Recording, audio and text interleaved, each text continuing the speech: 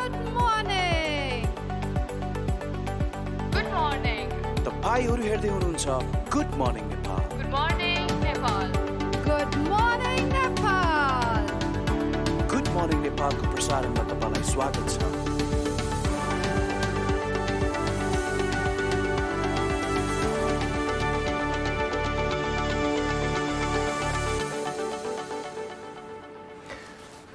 नमस्कार, good morning. सदा चाहिँ आज पनि हामी यो बिहानी प्रहरमा गुड मर्निङ नेपाल लिएर आइसकेका छौँ. नमस्कार, कान्तिपुर समाचारमा स्वागत छ भनेर म भन्दिनँ. स्वागत छ हाम्रो बिहानी सो गुड मर्निङ नेपालमा. म सुश्री पाण्डे. मैले यो प्रसङ्ग यहाँ किन जोडेँ भने मैले हिजो युट्युब होइन, तिमीले प्र्याङ्क गरेको होला हो. प्र्याङ्क गरेको हुनुपर्छ. मैले युट्युबमा हिजो हेरिरहेको थिएँ. हाम्रो हिजोको एपिसोडमा चाहिँ एकजनाले कमेन्ट गर्नुभएको रहेछ, यो विकास थपलियालाई देख्यो कि यो समाचार नै भन्न आए जस्तो लाग्छ भनेर लेख्नु भएको थियो. अनि ठ्याक्कै सम्झेँ, हामी त अब समाचारमा पनि निरन्तर आइरहेका हुन्छौँ अनि यो कार्यक्रममा नि आइरहेका हुन्छौँ. अनि दर्शकहरूलाई चाहिँ कन्फ्युजन हुन्छ होला कि यिनीहरू समाचार भन्न आयो कि कार्यक्रम लिएर आयो कि यो के हो भन्ने एउटा कन्फ्युजन हुनसक्छ.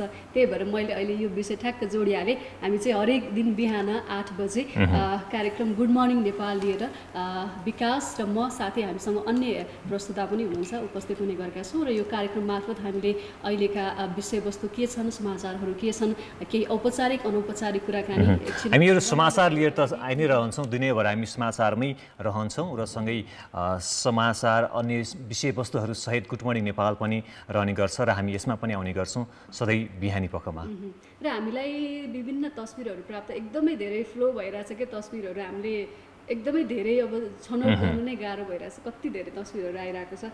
पहिलो तस्बिर चाहिँ हामीलाई रविन्द्र श्रेष्ठले पठाउनु भएको तस्बिर छ. उहाँले क्याप्सन लेख्नु भएको छ, खाली हत्या, बलात्कार, डकैती अनि भ्रष्टाचार गर्नु मात्रै अपराध होइन, अन्याय सहनु अनि गलतसँग सम्झौता गर्नु पनि अपराध नै हो भनेर एकदमै राम्रो कुरा लेख्नु भएको छ. हो नि, अन्याय सहनु पनि र अन्यायलाई लुकाउनु पनि अपराध हो. पक्कै पनि एकदमै राम्रो कुरा गर्नु भएको छ. सोधिहाल्छु म, उहाँले क्याप्सनमा चाहिँ यो सनसेट अर सनराइज भनेर लेख्नु भएको रहेछ होइन. ल तिमी भन त यो सनसेट हो कि सनराइज हो? त्योभन्दा अगाडि म तिमीलाई एउटा क्वेसन गर्छु. हुन्छ. यो पूर्वबाट खिचिएको तस्बिर हो अथवा पश्चिमबाट खिचेको तस्बिर हो? यो त्यसपछि बल्ल म मेरो आन्सर दिन्छु. मलाई चाहिँ यो सूर्य अस्ताको हो जस्तो लाग्यो. त्यसो भए यो पूर्वबाट खिचिएको तस्बिर हो? होइन, पश्चिमबाट अस्ताउँछ. त्यस कारणले हामी हाम्रा दर्शकहरूलाई यो पनि भन्न चाहन्छौँ कि कृपया यसरी तस्बिरहरू पठाउँदाखेरि चाहिँ अलिकति त्यसको पिक्चरको चाहिँ पृष्ठभूमिहरू पनि अलि खुलाएर यो सनसेट हो कि सनराइज हो, कहाँबाट लिएको तस्बिर हो, यसै गरी हामीलाई खुलाएर पठाइदिनु भयो भने हामीलाई ब्रिफ गर्नको लागि सजिलो हुन्छ. हामीहरूको बिचमा झगडा हुँदैन. कहिलेकाहीँ हामी यो अहिले अफ इयरमा पनि झगडा भइरहेको थियो, पूर्व पश्चिम अथवा सनसेट सनराइज भनेर. अनि झगडा भइरहेको थियो. र यस्तै अर्को तस्बिर छ, एलपी पाण्डे अर्जुनले पठाउनु भएको तस्बिर छ. यो गौतम बुद्धको स्वयम्भूको तस्बिर हो. भगवान् गौतम बुद्ध यो सरकार र नेताहरूलाई सद्बुद्धि दिनु पर्यो. हजुरको जन्म भएको देशमा अहिले किन दानवरूपी मानवहरूको बिगबिगी छ भनेर उहाँले एकदमै राम्रो कुरा लेख्नु भएको छ. हो पनि दानवरूपी भन्दा पनि मानवरूपी दानव पक्कै पनि. उहाँले अर्को स्वयम्भूकै अर्को तस्बिर पनि पठाउनु भएको छ. र यस्तै अर्को तस्बिर के छ विकास? अर्को तस्बिर हामीलाई पठाउनु भएको छ, पोखराको तस्बिर पठाउनु भएको छ. फेवातालको विजय मानन्दरजीले पोखराबाट यो तस्बिर पठाउनु भएको छ. पोखरा फेवातालको तस्बिर जहाँ बोटहरू खाली छन्. अहिले पर्यटकहरूको सङ्ख्या निकै न्यून छ पोखरामा, तर योभन्दा अघिल्ला वर्षहरूमा चाहिँ यो समयमा एकदम अत्याधिक हुने गर्दथ्यो. तर कोरोनाको कहरको कारणले गर्दाखेरि अहिले पोखरामै पर्यटकहरूको सङ्ख्या कम छ. त्यसमाथि पनि जो यो बोट चलाएर आफ्नो जीविका चलाउँदै आइरहनु भएको छ उहाँहरूको लागि निकै कठिन भएको छ. र यो सँगै अर्को तस्बिर पठाउनु भएको छ, रमेश दने हो. रमेश दने. उहाँले लेख्नु भएको छ, प्राकृतिक स्रोत र साधनको अनुपम उपहार भनेर. यो बारीमा कोदो फुल्यो, खेतमा धान झुल्यो भनेर. यो पनि यो चाहिँ पृथ्वी हाइवेको तस्बिर हुनुपर्छ जहाँसम्म मलाई लाग्छ. जब हामी नौबिसे क्रस गर्छौँ काठमाडौँबाट जाँदा, त्यसपछि एउटा स्थानको जस्तो लाग्छ. यो तस्बिर त्यहाँको जस्तो लाग्छ, किनकि मैले यो कता कता देखिएको जस्तो लाग्छ त्यो पृथ्वी हाइवेबाट जाँदै गर्दाखेरिको. जे होस्, एकदम सुन्दर तस्बिर छ. त्यसको लागि तपाईँहरूलाई धन्यवाद दिन चाहन्छौँ. र तपाईँहरूसँग पनि यस्तै तस्बिर अथवा अन्य कुनै सूचना जानकारी अथवा हामीलाई भिडियो पनि हुनसक्छ, त्यस्ता भिडियोहरू छन् भने पनि हामीलाई पठाउन सक्नुहुन्छ. त्यसका लागि हाम्रो फेसबुक मा पनि पठाउन सक्नुहुन्छ। फेसबुक एड्रेस रहेको छ ktv.gmn। त्यसै गरी हामीलाई ट्विटरमा पठाउन चाहनुहुन्छ भने ट्विटरमा पठाउनको लागि हाम्रो ह्यान्डल रहेको छ @officialgm नेपाल। र यी हाम्रा सोसल मिडियाहरूमा तपाईँहरू पठाउनुहोला, क्याप्सनसहित पठाउनुहोला, केही सूचना जानकारीहरू छन् भने पनि पठाउनुहोला, हामी अवश्य पनि त्यसमा सहभागी गराउनेछौँ। त्यसपछि श्री अब हामी लाग्न चाहन्छौँ आजको हाम्रो ट्रेन्डिङ टुडेतर्फ। ट्रेन्डिङ टुडेमा हामी सदा चाहिँ आज पनि कोरोना अपडेटबाटै सुरुवात गरौँ। आज पहिलो हामी हेर्न चाहन्छौँ अब उपत्यकाका सबै सरकारी अस्पताल कोभिड अस्पताल भनेर सरकारले निर्णय गरेको छ। यो सँगै हिजो थप 13 जना सङ्क्रमितको मृत्यु पनि भएको छ र बेड नपाएर छटपटाउँदै सङ्क्रमित भन्ने खालका समाचारहरू पनि रहेका छन्। र कोरोना महामारीले भयावह रूप लिन थालेपछि सरकारले काठमाडौँ उपत्यकाका सबै सरकारी अस्पताललाई कोभिड अस्पताल बनाउने निर्णय गरेको छ। सक्रिय सङ्क्रमित 34,000 नागिसकेको अवस्थामा अब चाहिँ काठमाडौँ उपत्यकाका सरकारी सबै अस्पतालहरू चाहिँ कोभिड अस्पताल हुनेछन् र निजी अस्पतालहरू जुन छन् त्यो निजी अस्पतालहरूमा पनि आकस्मिक बाहेकका शल्यक्रिया नगर्नको लागि सरकारले आग्रह गरेको छ र त्यहाँ पनि कोभिडका बिरामीहरूलाई उपचार गर्ने नीति सरकारले लिएको छ। र हिजो अहिलेसम्मकै उच्च दरमा सङ्क्रमण देखिएको छ। 14,530 नमुना परीक्षण गर्दा 4,047 जनामा सङ्क्रमण पुष्टि भएको छ। यो सङ्क्रमण दर 28% हो र हिजो थपिएका सङ्क्रमितमध्ये 56% अर्थात् 2,283 जना काठमाडौँ उपत्यकाका हुन्। र श्री काठमाडौँ उपत्यकामा पछिल्लो समय सङ्क्रमण नियन्त्रणमा आउन सकिरहेको छैन र सरकारले पनि नियन्त्रणमा ल्याउनको लागि त्यस्ता विशेष ठोस कार्यक्रमहरू गर्न सकिरहेको अवस्था छैन। र सङ्क्रमण काठमाडौँमा मात्र होइन, देशका 69 वटा जिल्लामा फैलिएका छन् र अहिलेसम्म सङ्क्रमित 1,11,802 मध्ये 77,000 भन्दा बढी निको भएका छन् र हिजो 1,473 जना सङ्क्रमण मुक्त भएका छन्। र अर्को हामी तस्बिर राख्न चाहन्छौँ काठमाडौँ मखन टोलको तस्बिर हो यो, जहाँ मानिसहरू भिडभाड छन्। अघि हामीले भन्यौँ काठमाडौँमा कोरोना सङ्क्रमितको दर बढिरहेको अवस्थामा चाहिँ यो भिडभाडले चाहिँ अलिकति नराम्रो सङ्केत गर्छ। र हिजै मात्र एउटा समाचार हामीलाई अस्ट्रेलियाबाट आएको थियो कि कोरोना भाइरस मोबाइल फोन, पैसा र स्टिल तथा फलामको सतहमा 28 दिनसम्म बाँच्न सकिन्छ भनिएको छ। र अस्ट्रेलियाका वैज्ञानिकहरूले गरेको अनुसन्धानले कोरोना भाइरसको आयु निकै लामो समयसम्म हुने देखिएको भनेर एउटा समाचारहरू आइसकेपछि यसले एउटा तरङ्ग दिइसकेको छ। र हामीहरू यसरी भिडभाडमा अहिले दसैँ तिहार लगायतका चाडपर्वहरूमा यसरी भिडभाड गर्दाखेरि कोरोनाको सङ्क्रमण फैलिने डर अझै बढी हुन्छ। त्यसैले कसरी सुरक्षित भएर सपिङ गर्ने र सपिङ मलहरू सञ्चालन गर्ने अथवा पसलहरू सञ्चालन गर्ने व्यक्तिहरूले पनि कसरी आफ्ना ग्राहकहरूलाई सुरक्षित राख्ने भनेर सोच्न आवश्यक छ। यो ग्राहकहरू आउँदाखेरि व्यापारीहरू चाहिँ धेरै ग्राहक आए भनेर अलि मक्ख परेर भिडभाड हुन नदिनु नै उचित हुन्छ। अहिले चाहिँ मेन कुरा भनेको स्वास्थ्य नै ठुलो कुरा हो। त्यही भएर ग्राहकहरूलाई पनि अलिकति लाइनबद्ध गराएर अनि केही छिन वेट गर्दा के फरक पर्छ र होइन, त्यसरी अलिकति व्यवस्थित तरिकाले गर्न सक्यो भने चाहिँ सावधानी अपनाउन सकिन्छ। र यो सँगै अर्को समाचार छ, भक्तपुरको चाँगुमा धान भित्र्याउन व्यस्त किसान भनेर उपत्यका आसपासका क्षेत्रमा धान पाक्न थालेसँगै किसानलाई धान भित्र्याउने चटारो हुन थालेको छ। यस वर्ष राष्ट्रिय योजना आयोगले देशभर 10 लाख टन धान उत्पादन हुने अनुमान गरेको छ र समयमै मनसुन सक्रिय भए पनि रासायनिक मल अभावका कारण उक्त परिणाममा धान उत्पादन हुन भने कठिन देखिन्छ। र यो हामीले हिजो भर्खरैको समाचार थियो, किसानहरूले धानको उचित मूल्य पाएनन्, व्यापारीले तोकेकै मूल्यमा नै धान बेच्नु पर्यो, जति मेहनत गरिरहेको छन्। एउटा त्यो प्राकृतिक हिसाबले पनि पानी नपर्ने, मलको अभाव, बिउको अभाव, हरेक समस्या झेल्दै अहिले एउटा फौजी किरा भन्ने आएको छ। धानमा फल लागिसकेपछि पनि फौजी किराले चाहिँ दुःख दिने गरेको समाचारहरूले पनि किसानहरूलाई दुखी तुल्याएको छ। र अर्को हामीसँग समाचार छ, यो वर्ष अर्थशास्त्रतर्फको पुरस्कार अमेरिकी अर्थशास्त्री द्वय पल आर मिलग्रोम र रोबर्ट पी विल्सनलाई प्रदान गरिने भएको छ। नोबेल कमिटीले लिलामी सिद्धान्तमा सुधार तथा नयाँ लिलामी प्रारूपको आविष्कार गरेकोले उनीहरूलाई पुरस्कार दिने घोषणा गरेको हो। दुवै अर्थशास्त्री अमेरिकाको स्ट्यानफोर्ड विश्वविद्यालयका प्राध्यापक हुन्। पुरस्कार राशि 11 लाख अमेरिकी डलर छ र यो सँगै यसपटकको नोबेल पुरस्कारको सबै विधाहरूको समाप्त पनि भएको छ। र अघि तिमीले धानको कुरा गर्दै थियौ र अहिले किसानहरूले धान काट्ने समय हो र अघिल्लो वर्ष यति बेला चाहिँ दसैँ सकिएर तिहार लाग्ने समय हुन्थ्यो र दसैँ तिहार बिचको समय हुन्थ्यो। दसैँ तिहार सकिसकेपछि किसानहरू धान लगायतका आफ्ना खेतीपातीहरू घर भित्राउने समय हुन्थ्यो र अहिले फेरि धान काट्ने समय भइसकेको छ। किसानहरू यति बेला दसैँको चाडबाड, तिहार लगायतका छठ लगायतका चाडबाडसँगै आफ्ना खेतीबालीलाई पनि घर भित्राउने तर्खरमा हुनुहुन्छ।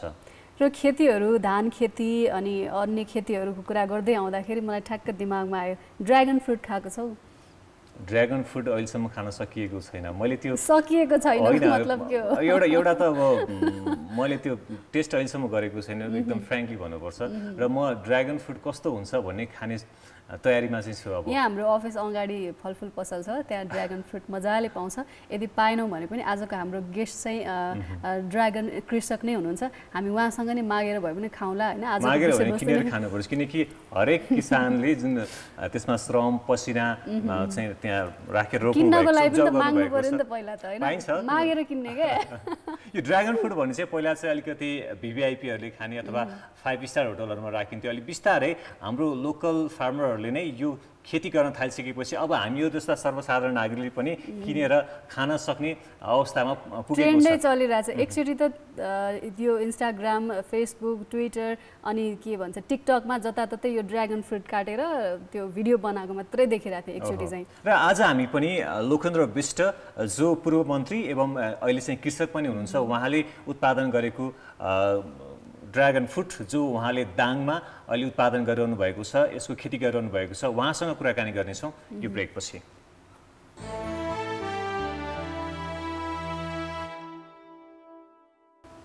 फेरि पनि स्वागत छ गुड मर्निङ नेपालमा। आज हामी कुराकानी गर्दैछौँ ड्र्यागन फ्रुट खेतीको बारेमा। ड्र्यागन फ्रुट खेतीका विषयमा कुराकानी गर्नको लागि लोकेन्द्र विष्ट उहाँ चाहिँ पूर्व एकीकृत माओवादीका नेता पनि हुनुहुन्थ्यो र पूर्व मन्त्री समेत भइसकेका व्यक्ति अहिले चाहिँ कृषकको रूपमा चाहिँ दाङमा गएर ड्र्यागन फ्रुटको खेती गरिरहनु भएको छ र उहाँसँग हामीले कुराकानी गर्ने प्रयास गरिरहेका छौँ। उहाँ चाहिँ अहिले सम्पर्कमा नआउनु भएको हाम्रो प्रोड्युसरले जानकारी दिनुभएको छ र यो पूर्व मन्त्री भइसकेका र राजनीतिक दलमा पनि एउटा तहमा पुगिसकेका व्यक्ति यसरी फेरि कृषि क्रान्तिमा होमिनु चाहिँ एउटा सकारात्मक रूपमा लिनुपर्छ र हामी हरेक पेसाका किन नहौँ, हाम्रो चाहिँ मूल पेसा भनेको चाहिँ कृषि नै हो। हामी झन्डै 83% भन्दा ज्यादा मानिसहरू चाहिँ कृषि पेसामा आबद्ध छौँ र तैपनि हामीले कृषिलाई आधुनिकीकरण गर्न सकेका छैनौँ, कृषिलाई बजारीकरण गर्न सकिरहेका छैनौँ, कृषिलाई हामी हाम्रो स्थानीय रूपमै पनि पर्याप्त रूपमा कृषि हाम्रो उपजहरू पुर्याउन सकिरहेका अवस्था छैन। हामी कहाँ चाहिँ हामीले नै उत्पादन गरेको चिज भन्दा पनि अलिकति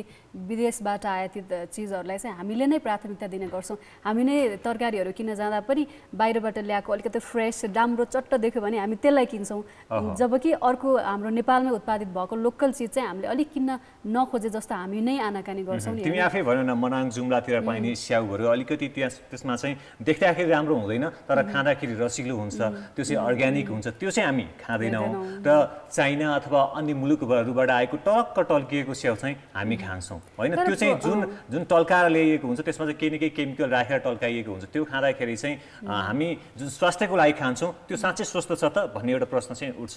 हो अनि अर्को कुरा चाहिँ मैले के भन्न लागिरहेको थिएँ भने यो युवा पुस्ताहरू छ नि अहिले अलि कृषि पेसातर्फ आकर्षित भएको जस्तो लाग्छ कि अहिले गाई पालनदेखि लिएर तरकारी खेतीदेखि लिएर गाउँ गाउँमा गएर त्यो जग्गाहरू लिजमा लिएर अलिकति युवा पुस्ताहरू चाहिँ कृषितर्फ आकर्षित भएको देख्दा चाहिँ एकदम खुसी पनि लाग्छ कि यो कुरा भनेको त एकदम पोजिटिभ न्युज हो नि त। खास कृषकहरूले बजार मूल्य नपाउने अनि मेन किसान चाहिँ पलायन हुने अवस्था आउँदाखेरि युवाहरूले चाहिँ यसतर्फ हामी गर्नुपर्छ है आफ्नै देशमा भनेर लाग्ने कुरा चाहिँ यो सकारात्मक पक्ष पनि। हामीहरू चाहिँ झन्डै लाखौँ झन्डै 45-46 लाख युवाहरू चाहिँ विदेशमा छन्, भारत लगायतका अन्य मुलुकहरूमा चाहिँ काम गरिरहेका छन्। सस्तो मूल्यमा उनीहरू 20-25 हजार अथवा त्योभन्दा पनि कम मूल्यमा उनीहरूले सस्तो श्रम बेचिरहेका छन्, तर उनीहरूलाई देशभित्रै श्रम गर्ने वातावरण कृषिमा चाहिँ आधुनिकीकरण गरेर प्राविधिक कुराहरू ल्याएर त्यस्ता टेक्नोलोजीहरू भित्राएर हामीले चाहिँ उनीहरूलाई त्यसमा जोड्न सक्ने हो भने उनीहरूलाई पनि उनीहरूको श्रमको पनि मूल्य पाइन्छ र उनीहरू आफै त्यो पेसामा आफ्नै खेतबारीमा चाहिँ त्यो उब्जाउ गरेर बजारसम्म पुर्याउन सक्ने अथवा उनीहरूले उब्जाउ गरेका कुराहरू सरकारले किनिदिने र सरकारले बजारीकरण गर्ने, अन्तर्राष्ट्रिय रूपमा होस् अथवा देशभित्रै पनि होस् त्यो बजारसम्म पुर्याउने त्यो व्यवस्था भइदियो भने हामी नेपाल फर्केर स्वदेश फर्केर हामी कृषि पेसामा अथवा नेपालभित्र अरू पेसाहरू हुन्छन् जुन पेसाहरूमा चाहिँ हामी आबद्ध हुन्छौँ भनेर उहाँहरूले भनिरहनु गरिरहनु भएको अवस्थामा पनि सरकारले त्यो व्यवस्था मिलाउन सकिरहेको अवस्था छैन।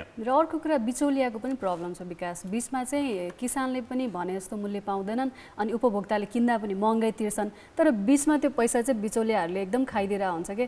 अनि त्यो किसानले गरेको मेहनत र उपभोक्ताले सम्मको त्यो कम्युनिकेसन चाहिँ अलिकति नमिल्ने क्या यो बिचौलिया। तिमीले सही कुरा भने जस्तो अहिले चाहिँ हामी काठमाडौँमा तरकारी किन्नु पर्यो अथवा नारायणगढमा अथवा पोखरामा त्यो सहरहरूमा हामी तरकारी किन्नु पर्यो भने कुनै पनि तरकारीको मूल्य अहिले 100 रुपियाँ भन्दा बढी छ प्रति केजी होइन। तर जब हामी कृषकहरूको चाहिँ फर्ममा पुग्छौँ, उनीहरूको खेतबारीमा पुग्छौँ, त्यहाँ चाहिँ ती कृषि उपजहरू चाहिँ कुहिएको अवस्थामा हामी पाउँछौँ। भनेको उनीहरूले बजारसम्म पुर्याउन सकेका छैनन् र बिचौलियाहरू उनीहरूको खेतबारीमै पुग्छन्, सस्तो मूल्यमा लिन्छन् र सहरमा लगेर महँगो मूल्यमा लगेर बेच्छन्। यसले कृषकहरूलाई चाहिँ घाटा भइरहेको छ। उनीहरूले चाहिँ आत्मनिर्भर हुन पनि उनीहरूलाई कठिन भइरहेको छ कृषि पेसाबाट, तर बिचौलियाहरू चाहिँ मालामाल भइरहेका छन्। यसमा चाहिँ सरकारले केही गर्न सकेको छैन र हरेक कुरामा जोडिन्छ सरकार। र अहिले त झन् तहका सरकारहरू छन्, स्थानीय तह, प्रदेश सरकार रहेको छ, केन्द्रीय सरकार रहेको छ, सबैको फोकस कृषिमा छ, तर कृषिमा केही पनि भएको छैन। अहिले यो ड्र्यागन फ्रुट सँगसँगै किवी अनि एभोकाडो एकदम यो खेती पनि एकदम मौलाइरहेको छ। ओखरहरू खेती गर्ने अनि गाउँतिर भएको खाली जमिनहरूमा चाहिँ ओखरहरू लगाउने अनि यो किवीहरूको पनि एकदमै खेती बढिरहेको देखिरहेको छु मैले। यसले गर्दाखेरि अहिले यो ड्र्यागन फ्रुट पनि पहिला हामीले किन्दाखेरि चाहिँ एकदमै महँगो हुन्थ्यो, अहिले धेरै खेती हुन थालेपछि अलिकति सस्तो, उपभोक्ताले पनि अब सहज रूपमा पाउने अनि अलिक सस्तो पनि पाउने पनि भएको छ अहिले चाहिँ। तिमीले ड्र्यागन फ्रुटकै कुरा गरिहाल्यौ र जब चाहिँ ड्र्यागन फ्रुट लोकेन्द्र विष्ट लगायतका अरू कृषकहरूले व्यावसायिक रूपमा जब थाले नि त्यसको आधा नै त्यसको मूल्य घट्यो। पहिला चाहिँ यसलाई प्रति केजी 1500-1600 प्रति केजीमा किन्नुपर्ने अवस्था थियो, तर जब हामी स्थानीय रूपमै व्यावसायिक रूपमा यो कृषि खेती गर्न थाल्यौँ, यस्ता ड्र्यागन फ्रुट लगायतका अरू यस्ता विभिन्न खालका फ्रुट्सहरू हामीले चाहिँ उत्पादन गर्न थाल्यौँ, त्यसको मूल्य अहिले 600-700 रुपियाँमा झरेको छ। भनेको उहाँहरूले पनि आफ्नो मूल्य पाउनुभयो र हामीले जसरी विदेशबाट आयात गरेर चाहिँ महँगो मूल्यमा खानुपर्ने बाध्यता पनि अहिले हटेको छ। र यो यति एउटा रुखमा त्यो यति धेरै समय दिनुपर्ने, यति धेरै त्यसको स्याहार सुसार गर्नुपर्ने पनि होइन रहेछ, तर त्यो खेती लगाउँदाखेरि अलिकति चोरीको प्रब्लम चाहिँ हुन्छ जस्तो लाग्छ मलाई चाहिँ होइन। तिमीले कहिले चाहिँ बारीमा गएर अरू लगाइदिएको जस्तो खरबुजा हुन्छ, केरा हुन्छ, यस्तै फ्रुट्सहरू, मैले काँक्रा चोरेको छु एकदमै, अनि आँपहरू हुन्छ, अझै आँप चोरेर खाने हुन्छ, स्याउ पनि चोरेर खाने सुनेको छु। हरेकको जीवनमा मेल खान्छ होला यो कुरा चाहिँ। केही न केही कुरा अब सानो बच्चा हुँदाखेरि त थाहा हुँदैन नि त के कुरा अब मागेर खाने, कसरी खाने भन्ने, चोरेर खाइदिएपछि सक्यो अनि गाली पनि खाइन्थ्यो, पिटाइ पनि खाइन्थ्यो बच्चामा, त्यस्तो भइरहेको थियो। र अर्को कुरा हामीहरूले कृषकहरूलाई चाहिँ अथवा व्यावसायिक कृषिमा गर्ने कुराहरू भनिरहँदाखेरि नेपालमा कृषिको पढाइ होइन, कृषि प्रविधिको पढाइ अथवा फार्मिङको अथवा भनौँ न यस्ता पढाइहरू कतिको छ अथवा तालिमहरू कतिको छ, कृषकहरूलाई कतिको तालिम दिएको छ। धान रोप्दाखेरि अथवा कुनै फ्रुट्सहरू कुनै जेसुकै रोप्दाखेरि पनि त्यसमा चाहिँ विभिन्न किराहरूले दुःख दिने गर्दछ होइन। किसानहरूलाई थाहा छैन कि यसलाई कसरी पहिला चाहिँ उब्जाउ गर्ने र त्यसमा कुनै समस्या आइहाल्यो भने कसरी त्यसमा औषधि राख्ने अथवा त्यसलाई कसरी सपार्ने, कति मल राख्ने, कुन मल राख्ने, र माटोको कतिपय अवस्थामा चाहिँ कृषि गरिरहँदाखेरि चाहिँ माटो कस्तो छ भन्ने कुराले पनि धेरै फरक पार्ने गर्दछ। कुन माटोमा कुन फल राम्रो हुन्छ, कुन माटोमा कुन धान राम्रो हुन्छ, कुन स्थानमा कुन धान राम्रो हुन्छ, पहाडी भेगमा कुन धान, तराई भेगमा कुन धान, अथवा अरू कुनै तरकारी खेती गर्छौँ भने पनि कुन ठाउँमा बन्दा रोप्ने, कुन ठाउँमा काउली रोप्ने, यस्ता कुराहरूले धेरै अर्थ राख्छन्। ती कुराहरू समेत धेरै कृषकहरूले बुझिरहेको अवस्था छैनन्, उनीहरूले थाहा पाउन सकेको अवस्था छैन। सरकारले कृषकहरूलाई अनुदान दिइरहँदाखेरि कृषकहरूको पढाइमा, कृषि पढाइमा पनि ध्यान दिनुपर्ने आवश्यकता मैले दिन्छु। ग्रामीण क्षेत्रमा विभिन्न तालिमहरू त भइरहेका हुन्छन्, तर यो हामीले नै समाचारमा भनिराख्छौँ नि कृषि प्राविधिक नभएर त्यो ठाउँमा समस्या समाधान भएन भनेर हामी नै भनिराख्छौँ, तर हाम्रो देशमा कृषि प्राविधिक उल्लेख्य मात्रामा किन छैनन् त भन्दाखेरि पढाइ नै हुँदैन क्या नेपालमा। त्यसरी कृषि नै भनेर त्यसरी पढ्न के पढ्ने भन्दा कृषि पढ्ने भन्दाखेरि नै नाक खुम्चाउने क्या। डक्टर बन न, इन्जिनियर बन न, डक्टर अरू कुरा बन, आफ्नो छोराछोरा कहिले तिमी कृषक बन, राम्रो कृषक बन, कृषक उद्योगी बन, कृषि उद्योगी बन भनेर कसैले पनि भनेको अवस्था छैन। अर्को चाहिँ जस्तो हाम्रो गाउँमा स्वास्थ्य चौकीहरू छन् होइन, हेल्थ पोस्टहरू छन्, त्यहाँ डक्टरहरू छन्। त्यसै गरी अब चाहिँ हामीले गाउँमा अझै टोल ओडामै कृषि प्राविधिकहरू पठाउनु पर्ने अवस्था छ, जबकि त्यस कारणले गर्दाखेरि त्यहाँ कुनै समस्या भइहाले, त्यहाँका अघि हामीले कुरा गऱ्यौँ माटो जाँचको कुरा गऱ्यौँ, त्यसै गरी धान लगायतका अरू तरकारी खेतीहरूका जाँच गर्ने, यी कुराहरूमा चाहिँ कुन ठाउँमा कुन त्यस्ता कृषि उपजहरू रोप्न सकिन्छ र के गर्दाखेरि चाहिँ राम्रो हुन्छ, त्यहाँ कुनै समस्या आइहाल्यो भने पनि ती कृषि प्राविधिकहरूले हल गर्न कृषकहरूलाई सहयोग गरोस्। यस्ता कुराहरूमा चाहिँ विशेष गरी ध्यान दिन आवश्यक छ। विकासले आज ड्रागन फ्रुट किन्छु भनेर ठिक्क परेर बसिरहेको थियो होइन। हाम्रो गेस्टको आज सम्पर्क टुटेको छ, टेक्निकल प्रब्लम कहिले भइहाल्छ, खेततिरै व्यस्त हुनुहुन्छ जस्तो छ। ठिकै छ, अब आजको समय सकि पनि सकेको छ। भोलि फेरि नयाँ विषयवस्तुका साथमा फेरि उपस्थित हुने नै छौँ। अहिले चाहिँ बिदा माग्छौँ। नमस्ते।